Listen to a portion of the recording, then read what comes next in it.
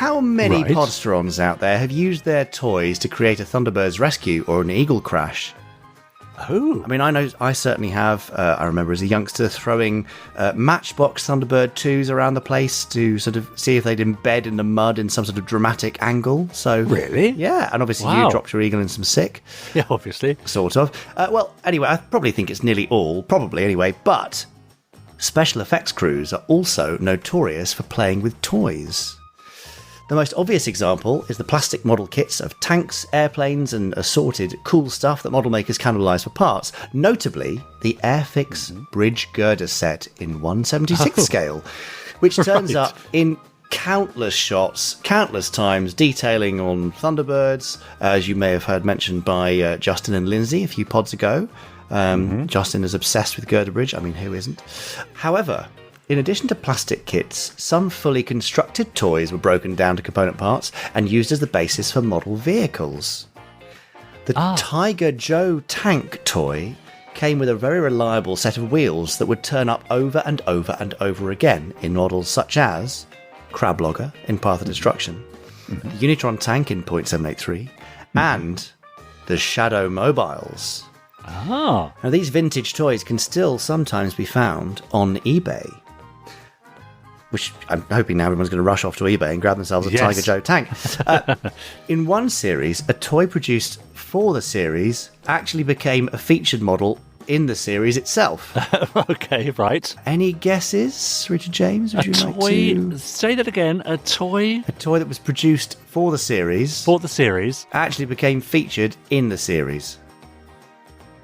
No? No, go on. Okay, well, it's the Hawkwing from Terrahawks.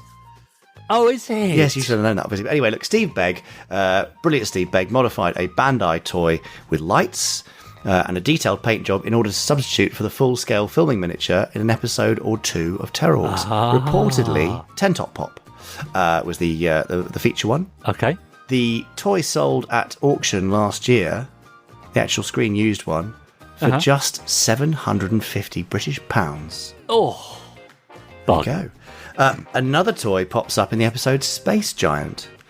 When the gigantic Spirilla, who is actually Ben Tuchinski in a Spirilla suit, pokes its head in the cockpit of the Groundhawk, an action figure can be seen staring back at the beast.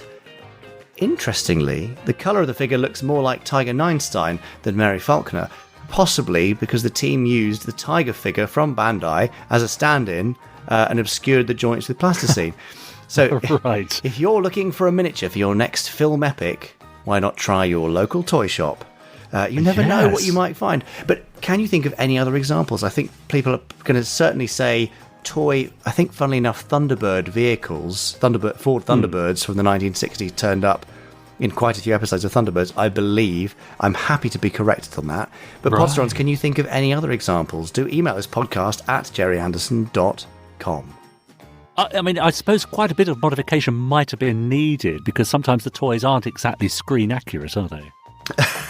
No, they are not, which I guess is why... Thinking, Steve, go on. What are you Yes. Well, I'm thinking of the Space Precinct Police Cruiser, specifically. Yes.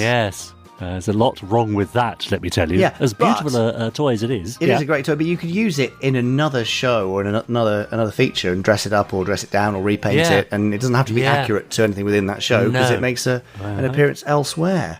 So David Tremont did a really lovely tour of his workshop for Anderson Insiders a little while ago, where he shows all the old model kits that he's tracked down, which were used for parts or in their entirety sometimes, in the Anderson show. So if you're an Anderson Insider, you can go back and watch that. Great. Rather interesting stuff. But yes, if you've got any other examples, do email us, podcast@gerryanderson.com. Richard James, do you have any other thoughts on toys? No, only I wonder if there's going to be maybe my Officer Orin toy could be made of use somewhere else in another show. If someone's doing a stop-motion thing of the Elephant Man, perhaps, might be interesting. Rude! Well, it's very rude. It's not of you, is it? Anyway, I know. Before I offend Richard any further, I think that brings us rather hurriedly to the end of this week's Rude Toys Fact! Toys, Richard, come on, No, it wasn't it was rude. rude. You were rude. You're rude. to me. Okay, fine.